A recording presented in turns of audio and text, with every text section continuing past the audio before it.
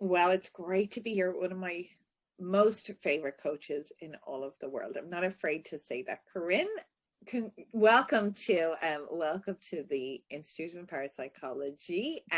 Chats with Ash. Tell me and tell our listeners and our watchers, our viewers, who you are and what you do, and then we'll get started from there. Hello, thank you, Ash, for that very kind introduction. So I'm Corinne Nijjer, and I am a coach and trainer and Reiki master. So I have been working as a coach now since 2014. My background was previously in social work and education. And I got into coaching after I had my youngest son, because I wanted to do something that was more flexible around parenting and around my kids. And I'd been helping people and talking about health and nutrition for a really long time. And people had just started to ask me to do one-on-one coaching. So I was doing that for a while, and I did do some training as like a nutrition coach, to work as a health coach, and I loved that. But I was always desperately looking for tools and techniques that would get my clients the best results, because I didn't want them to go back to they'd go really well working with me, but then once I'd finished the program, or I'd things maybe would come up in their life, I just found that many of them would go back to their old patterns and habits. And so I wanted something that would. Well, tell me a little bit about how you got into the coaching, or why you thought that was a field you'd like to get into. Now, I know, but I really want to share this with the people that are watching, because I think your story is phenomenal and it moves my heart when you've shared it with me in the past. And this is something that's particular. So how you got into coaching in the first place, because you're a little bit famous, aren't you? You're very sweet. So I spent a lot of my adolescence and early to late 20s really very unwell. We've just started out with niggling kind of health conditions, migraines, fatigue, weight gain, different depression, that kind of thing. And I guess simultaneously, my brother was he was born with Duchenne muscular dystrophy, so he was always very sick. He was told he was given a life expectancy of 15 years. It's a muscle wasting disease, so his muscles deteriorated, so he lost the ability to walk, and then he was in a wheelchair, and then self-care became impossible for him by himself, and then he lost the ability to breathe, to swallow, so he had a tracheotomy, and then he couldn't swallow, so he got a stomach feeding tube. So it was just a lot. His life was the whole focus of our family. His life, looking after him, loving him, supporting him, it was massive. But I was kind of silently becoming unwell in my own way. And by 22, I was diagnosed with fibromyalgia, and I was in lots of chronic pain. I was significantly overweight. Everything was hard. I was clinically depressed. I was, on antidepressants and anxiety medication. I was just basically sleeping and working. I was able to go to work, but it was painful. And when I get home from work, I was renting out rooms in my house to boarders, because I needed them just to pay. I'd get them to clean and cook as their rent. because I just didn't have the energy to do that, as well as night shifts at work. And I was working in residential units, so I was doing all kinds of shift work, which wasn't great for my health either. But you know, so when I got home, I was just wiped, and I was in my early, this is 22, and most people, all my friends were partying, and I was saying, I have energy for one thing, and that's paying the bills. I don't have energy for drinking or partying or going out. I just had nothing in my tank. And at 24, I woke up and I was numb. It looks strange in this video, but it was in the right side of my face. It looks like the left side in this video, but in the right side of my face, it was numb. And I went to work, and like at 6 a.m. in a residential unit. And I was used to smoke and just eat. You know, I probably got McDonald's drive-through on the way, and I was at work, and everyone was still fast asleep, and we used to get there early and have a debrief outside and talk about what we're doing with the day with the residents. And I said, I think I've had a stroke. Like, I can't feel perfectly down the middle of my face and all of this side of my face and that side of my tongue. And they were all middle-aged women, and they all just like not, they did not think for it. If they thought I had once, they didn't think I'd had a stroke. So they were all saying, you're being ridiculous. You probably just pulled a muscle in your neck. And I was like, okay, maybe. And then I went over to, there's a beautiful man out in the backyard living in a little self-contained unit. And I was helping him with his morning shower and cleaning his room and making his bed. And when I was finished his shower and I was tucking in his bedding under his bed, and as I pulled my hand out, it was such a strange thing, because it just went like water. It just went like the numbness just went like water down my arm, and then my arm was just numb to the elbow. It was the strangest thing. It just went and then I was numb, and I thought, oh this is something, but I had no idea. I thought it was a stroke. I just thought it has to be a stroke. And I went back because I finished the shower routine, and the next break we were smoking again, which I laugh now because I don't smoke anymore. But at the time, it seems like, looking back, I think of all the things, when you think you're having a stroke, to go and have cigarettes doesn't seem like the most intelligent option. But I was really addicted, and I didn't even think about it. And all the staff then were like, I don't think you've had a stroke. You think something must be happening in your back. But my dad said, go to a doctor. And so I went, and the first doctor said, I don't think anything's wrong. And the second one, like about a week and a half later, I went to another one, because my dad just said, I was minimizing it. I didn't want to really worry about it. And my dad was like, is it still numb in your face? And I said, yeah, it is. It is. And I was burning myself because I kept making cups of hot tea and be walking, and because your hand's not as strong because it's numb, but it would just, I wouldn't feel it burning me till it like dripped around my elbow, and then I would realize that I was burning myself with tea, or it would land on my bare foot, and I would realize that I was burning myself. But that doctor sent me away. The next doctor sent me away for a CAT scan. And that CAT scan, actually, the results of that, it looked like I had a stroke. So there was a big black 10, 20 cent piece, looked like a hole. And he said, like, I think you've had a stroke, but we have to send you away for an MRI, because this imaging isn't as clear as an MRI to see the full picture of what's going on in your brain. And that was, I don't know, when that happened, that was kind of like,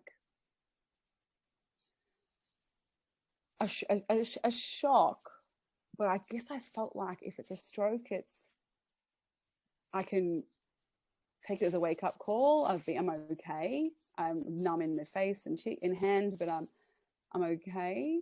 I guess I wasn't. My mum, my family and those people at work who had been saying that they thought I was fine, they all were really upset that, they'd kind of dismissed it, and then they were saying it was. So it was hard, but I felt like, okay, it's over. Now I just have to, quit smoking and change a few things, and I'll be all right. But when I went and had the MRI, there was just lesions all over my brain. There was just looked like Swiss cheese. Like my brain was just that was just the biggest one. And then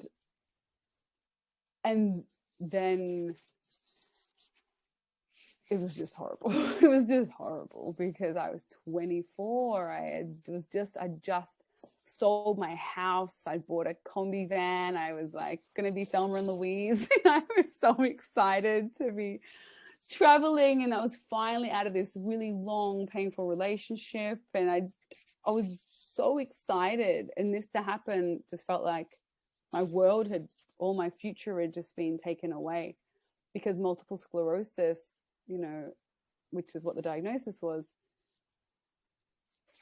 just got such a devastating, hopeless for many people trajectory, and it was really, really tough. So that's where my journey to coaching kind of began, was that diagnosis. And then my brothers alongside me, having 1 year left to live, my parents were devastated. I was devastated. My brothers was like, Corinne, you can't do this right now. You can't be a sick person right now because I'm dying. And it was just unbearable for everyone in the family, and frightening. And I guess, to cut a long story short, my brother, I continued having relapses. I did go away in my little van, but I was very depressed and not in a good place to have a great holiday. I wasn't in a great place. So they kept taking me with me wherever I went on my van, and I wasn't in a happy place. So it wasn't the Thelma and Louise type of, well, kind of. It was depressing. It was a depressing little road trip. And then my brother died, and we went, we were all there when he passed away. And our family were a really close tight. We kind of got really close looking after Brett. He was our priority, was loving him and giving him the best memories, the best life, the best time that we could give him. And so we were, he turned off his life support, and my parents, watched their son die. And I was very sick then, and I had heard research that supported nutrition and diet for multiple sclerosis, whereas his condition had nothing. There was no, you can eat your way out of this. There's nothing like that for him at the time, especially. I don't know what it's like now because I haven't followed the research into that disease, but there was some information from me, some really promising research into diet and nutrition. And otherwise the trajectory was basically, I'm going to get worse and worse until I died. And all of my neurologists were saying the same thing. And my neurologist kind of coincidentally was my brother's neurologist. So it was really depressing, because then I was just taking up where he left off. He was dying and I was going back to the same neurologist every year. I was being told the same, you're going to get sicker and sicker until you die every year. And when I was in that room with my mum and dad watching my brother die, I was just literally like, this can't happen again. But the outcome of your story is so different. So how many years ago was it from diagnosis? So I was diagnosed at 24 years old, and it was 2004. And I had that aha moment in my brother's hospital room. And then I was very depressed when Brett died. So I was very sad and not making the best health choices, really, up until 2008. 2008, I was 28. Period, though, right? Yeah. I lost my brother in 2003, so that's it's quite interesting. There's definitely a period of time. Totally. So I woke up and I couldn't feel anything from the waist down in 2008, and I couldn't feel anything. Couldn't go to the bathroom. Did the feeling in your face and your my face had come back. So it was relapsing remitting. So it kind of it does come back a bit. Some people pretty much all the way. Some people almost. Some people not. Some people it doesn't. But for me, it came back.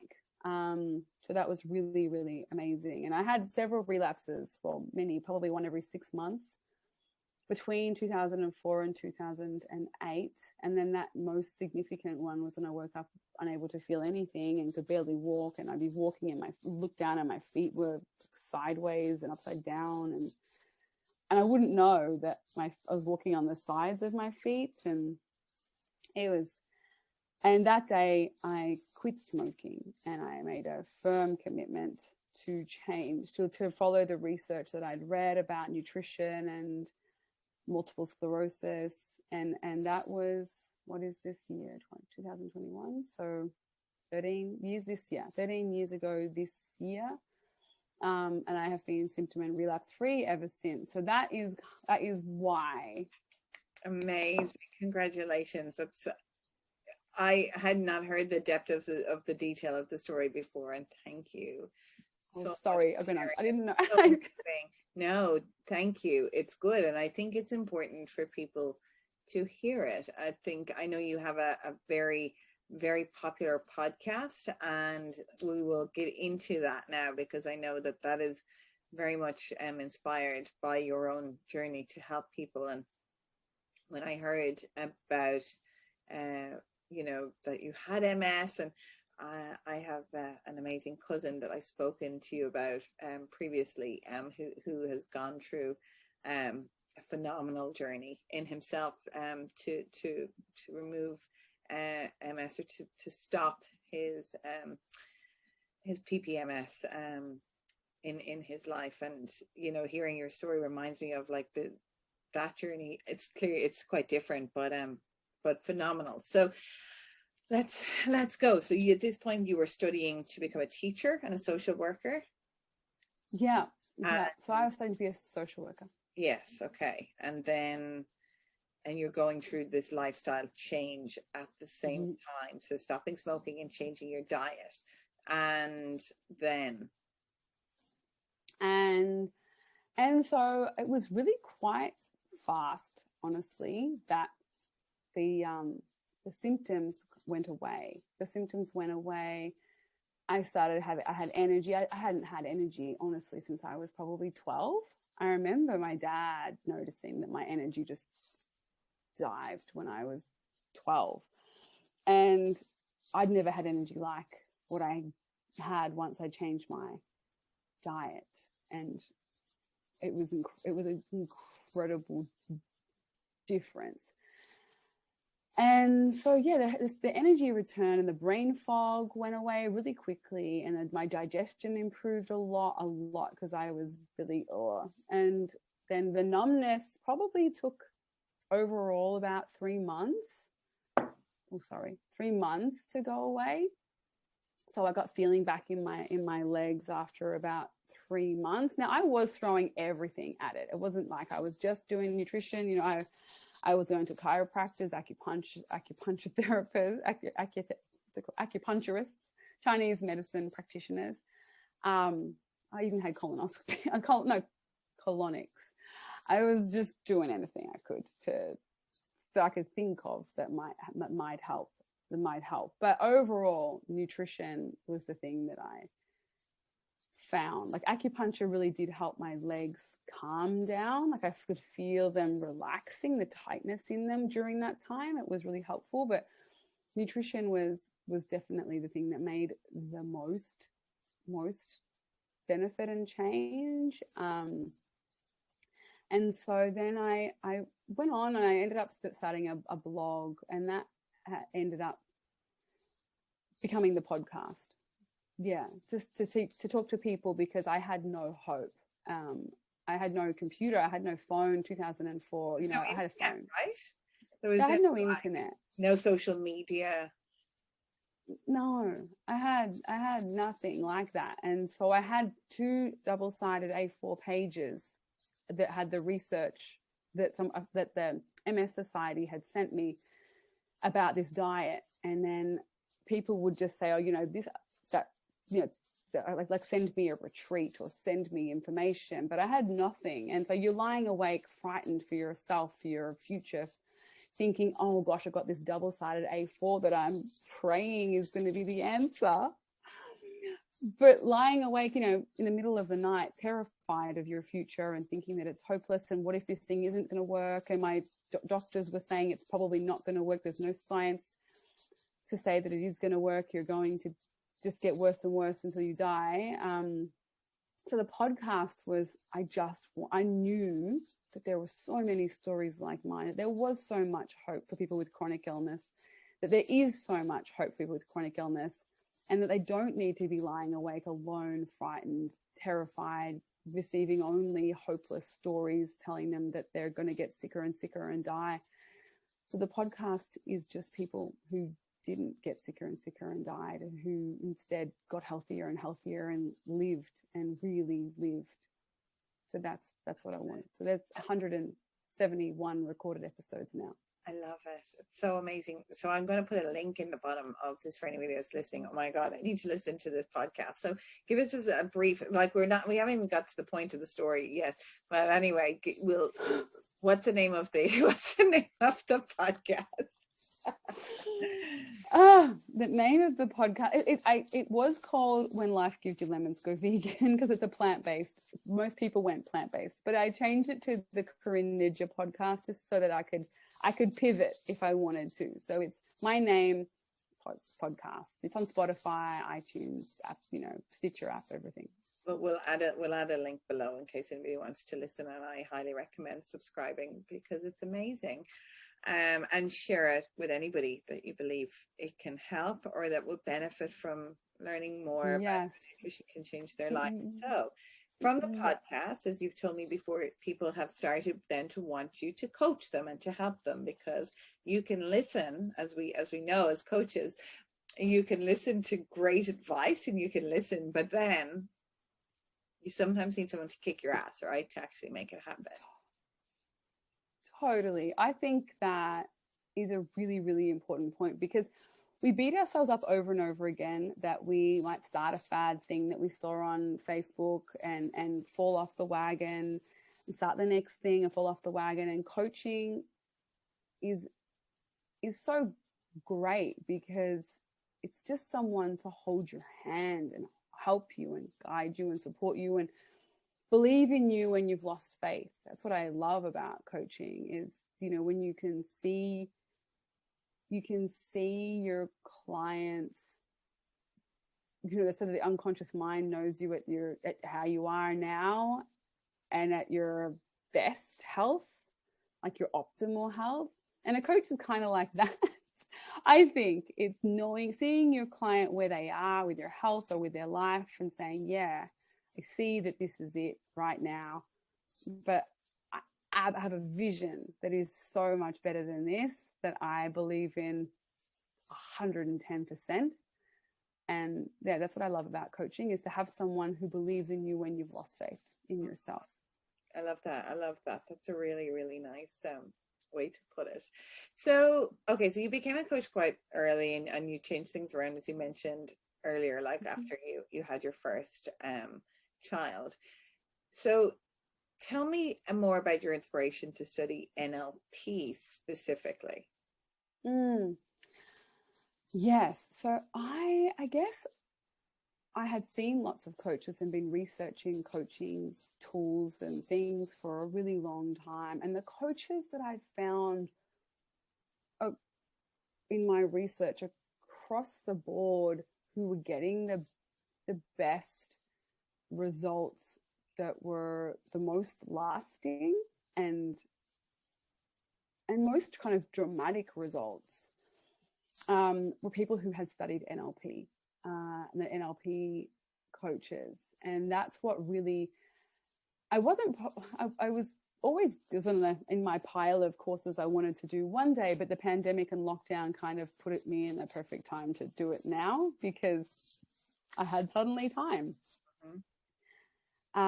So I did that last year during lockdown. I underwent my certification in NLP, practitioner level, master practitioner, and actually ended up doing a full diploma of hypnotherapy and NLP coaching. And it has given me everything that I'd hoped for insofar as the work now that I do with clients.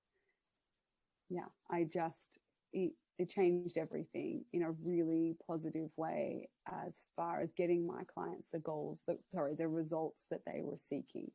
Well, that's interesting. So tell me more about then the clients that you see and how you've integrated what you learn. And even if you were to break it down as per each level of your study. So, I always say that it's like practitioner is like going to school, and you're learning, like, practitioner is what you learn at school.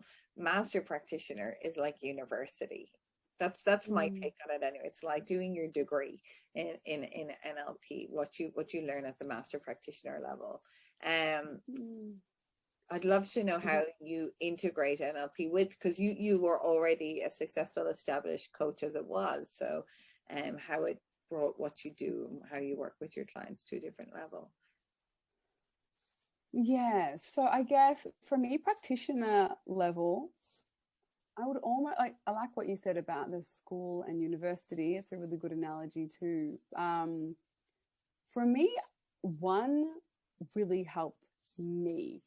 NLP prac really helped me believe in something bigger. And it really helped me trust in myself and possibility, and that the possibility, that the vision that I had from my clients, NLP practitioner level training, it turned the volume up on that so much, because I now tangibly knew that my clients were far more powerful and incredible, and the change for them was so much more possible than I thought it was. And I already thought it was that they were great. So this NLP prac helped me really believe and integrate that on a really, like, almost a cellular level, where I went, oh gosh, they can do more than this. We all can do more than this. They're actually incredible and way more capable. So for me, it was really helpful because, if you're a coach who doesn't have that belief, then your clients know that you don't have that belief, and they don't get the results that you get when you know. Of course, they'll never, like, it's the hypnotherapist, like the extent of the quality of a result that your clients are going to get is based purely upon the quality of faith that you have in your ability to obtain that result for your client, or to work with them to obtain that, or that they can do it. And if you don't believe that you can get that result, you need to retire your client immediately, resign them, and give them to somebody who can. And that's why we all niche ourselves in different areas, right? That I'm not a health expert by any means, but if somebody came to me looking for help coaching in the context of health, I'd be able to say, you know what, I can definitely help you. You can be helped to this, but I know somebody who can help you so much more. because this is their area of expertise, and that would be you, you know. So like it's that's the thing. If you don't believe, oh, I'm not sure if I can get you that, and that sometimes is the problem, right, with the coaching industry, because people take on clients that they can help with anything, and sure, you probably can, but you need to have 1,000,000% belief that they can get through as a coach. Totally. I love that you focused on that. It's really important. Really. Yeah, that was practitioner training for me, was in that belief, and master practitioner training. Oh, again, I think once I learned the breakthrough process that you learn in master practitioner level, and I saw the results for myself for people, and then went and implemented that as well as the rest of the program, but with my clients, it just changed everything. Like, it just changed everything. It went from being, you know, when like you say, when you go to school, you learn a lot of stuff. When you go to university, you kind of hone it into a specialist kind of area, and you learn how to get the things out of the general education that you got at high school and put them into my brain. Something tangible. Yeah, put them into something tangible to use with your clients. And so Master Prac made something that was almost intangible but incredible of NLP Prac. Master Prac then gave it a clear pathway, a clear way of using it with your clients. It's forming in practitioner level, and then Master Prac, it becomes like you know, a usable tool that you can really take out and grow a business from. How have you applied the techniques to your life and your relationships, family? With the kids, I think you use it all the time, unconsciously and consciously. I use it unconsciously and unconsciously all the time, and I feel like I use it with language, a lot with the language. Now I'm still a work in progress. I'll always be learning. There's always more to learn. But I mean, I use the language. I use the techniques all the time. I use hypnosis regularly, often. Did it with my son with toilet training. So many different little techniques and tools. Sleep, we use it for sleep a lot for all of us. In my business, I've used it. Most of my business now is, well, it's a combination of so how Reiki and NLP. How has it changed your business? It's just made it, in every way it's changed it. It's helped grow my business incredibly since I finished. Really grow it. It's helped me get the best results I've ever gotten with clients now. And lasting, really lasting results. And one of the things I think is sometimes when people do say the first, NLP prac, and you leave, and a friend of mine said, oh, you don't look any different. And her husband did it, and she's like, he doesn't look any different. And it may not seem like there's a difference from the outside, but there's such a difference on the inside, and an alignment, and you feel like so much more is possible for you. And I think that even though it may not be that you're instantly a different person on the outside, that having this like, oh my gosh, possibility inside you just makes everything a bit more easier to live with, because you just think, okay, well, I love that. That's really, really good. And what about the people around you? Because you mentioned like how you apply it in school, or like with your kids, and helping sleep, which is always an important one, and toilet training. What kind of an impact do you believe that change has made on the people around you? the change within me, on the people around me? But again, by learning and obtaining the skills of NLP.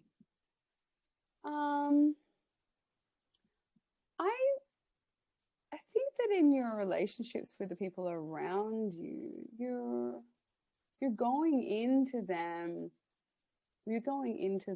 with a flexible mind. You're going into them with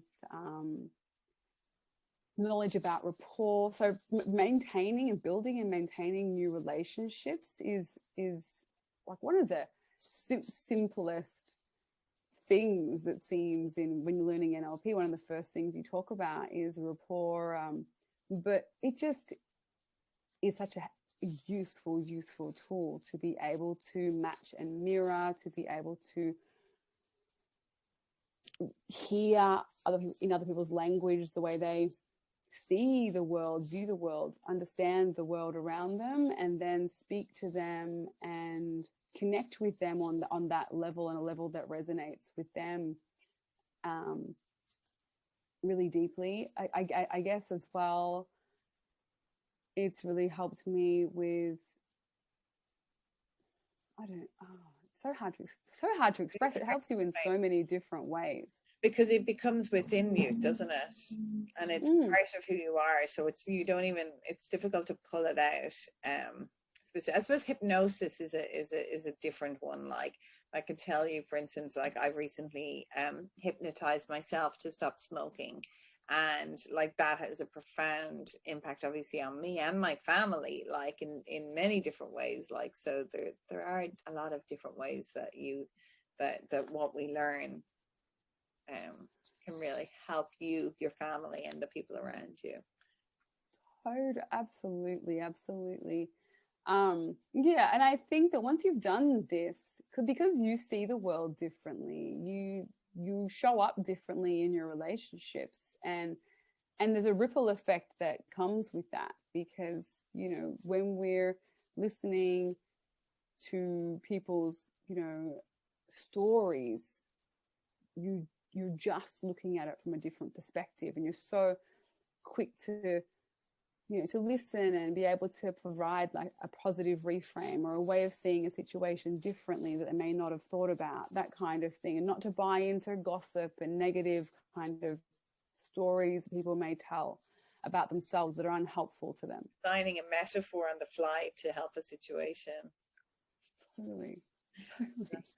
So what would you say to anybody who's contemplating studying NLP, Corinne? Because I know that you have you have your own training courses coming up, and you're integrating it with Reiki as well, which is really yeah. So I'll be teaching them probably separately, because So I love Reiki because the Reiki is energy healing and energy work, light work. But NLP is different. I like having a soul training and then a mind training. So that's why I love them too, the two.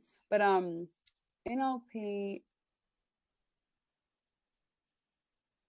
what would I think people sorry, the question. If somebody was thinking about studying or thinking on the fence, like, oh, I don't know if NLP's for me, or I don't know if hypnosis is for me, like how would that, if they're an existing, let's say from your perspective where you came from as a health coach, maybe they're a nutritionist, or maybe they're working in that field, how would studying NLP help their clients, help their existing clients or customers even more? Yes. Okay. So I think that one of the biggest things that I talk to with my prospective clients or students is that when you're working as a coach, so for me, a lot of my clients are weight loss clients, and we're trying to, motivation is such a fleeting little, it's not, for many people, it kind of has a use by date. You start and then it wanes over a period of 30 days. And then and in NLP, you learn to understand why that is, because they're trying to move away from being overweight. And it's not a very once they've lost 5 kilos, they've moved far enough away for them to think, okay, I may as well have that donut.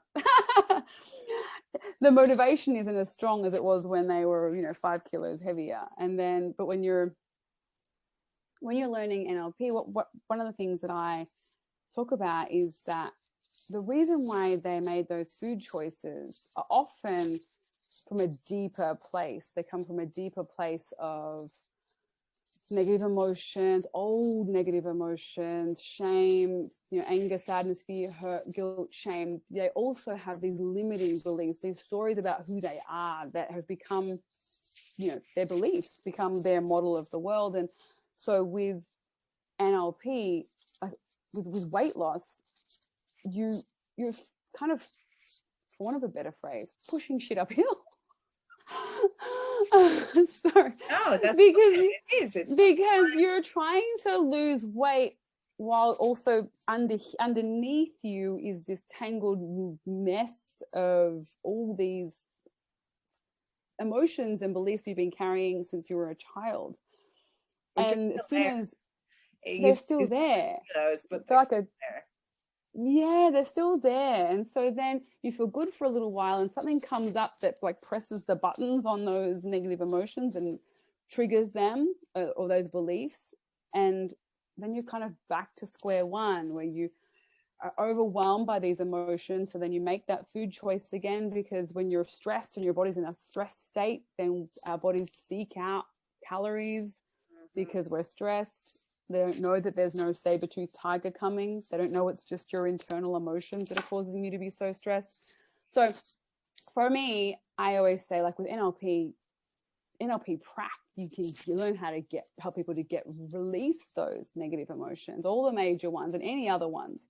And those limiting beliefs, you can help them release those limiting beliefs. And so then they kind of got a clean slate to help them lose weight, or to help them with confidence, or to help them change their career, or to help them in any area of their life. You have this clean slate, because those limiting beliefs and negative emotions really keep us stuck and small so often. Yes, they do. That's right. And then when you get to master practitioner, you learn the breakthrough. Which is the key thing, isn't it? To getting to the root cause and just smashing that out of the ballpark, really. Totally. So when you go to Master Prac, you learn the whole breakthrough technique, which includes hypnosis. It includes so much great language patterning that gets to the root of people's problems, and then they solve them themselves. And what I love about it is that you're just a guiding people home to themselves and their own inner wisdom. And NLP helps you be that guide rather than being the person, I want you to go to this. Like when you're a coach, you're kind of saying, here's my advice. But when you're an NLP coach and practitioner, hypnotherapist, they're the expert, and you're just giving them the tools to remind them that they're the expert in themselves, that they're their healers, that they're their own person that's coming to save them. They're the ones. We just facilitate it by helping them release all the gunk that's in the way and shine a light back on them. Oh, I love that so much, Corinne. That is beautiful. That's such a lovely way to put it, especially because of your expertise and how you have been working with people for so long, and to have found these techniques and how you apply them now and the results you're getting. It just makes me so happy to see that, and how you're helping people, because I think anybody who studies NLP or is interested is, number one, help yourself, fill your cup first, fill your own cup so that you can then pour into others, and then being able to use these skills in whatever area it is. And it's so funny, the beauty of the people as we studied together, and some of the other people that we studied with, everybody has a different genius zone that they bring to the table.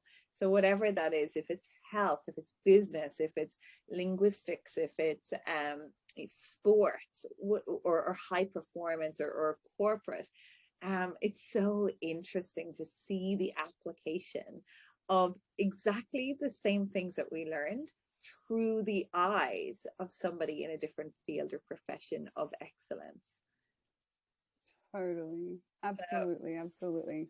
To hear your story, and you're just such a like a ray of sunshine, you know, as I know we've studied together, and to see you every day in class, and you're glowing and beautiful and just such an inspiration. And then to hear your story, I'm like, what? She was sick? Like, I couldn't even, like, you're so inspiring, you're so glowing, and I'm so excited for your students and for your career, because I can only hope that by having all of this knowledge and all of these learnings, that it's going to absolutely catapult you into the stratosphere in the context of what you do.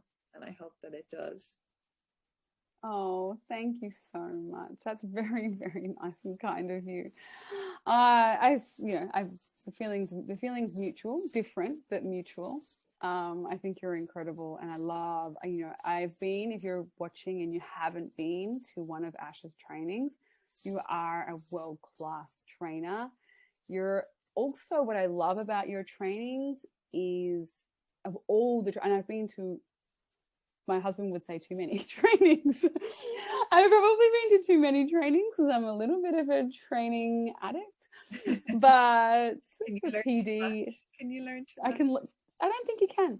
But what I will say about your trainings is that you go above and beyond to really see each of your students as an individual, and to support them in their individual needs about what they want to get out of your training. And I really felt genuinely like every student in there felt nurtured and supported to the level that they were at, to grow in the way that they wanted to grow. And I love that about you, because it wasn't like they were just numbers in your classroom. They were all individuals who perhaps had to leave, or they had different personal requirements that were challenging for them, that you really were empathetic with and understanding about, and ensured that they felt heard and seen and valued whilst they were doing the training with you, which I think is something that's missing often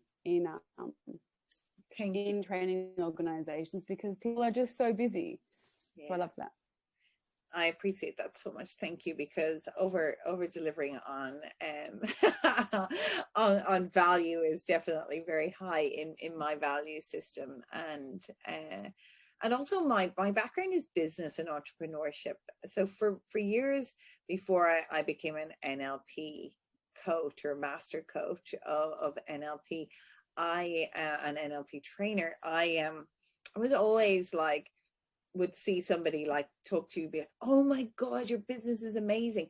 Have you ever thought about doing this? Or would you be interested now in doing this? And I would like literally sit down and be like, I love your vision. I love where you're going. How can I help you make it more successful? And that's always been my biggest driving force, is to help people become successful, whatever that is, whatever your area is, your expertise, helping you become successful doing what you really love,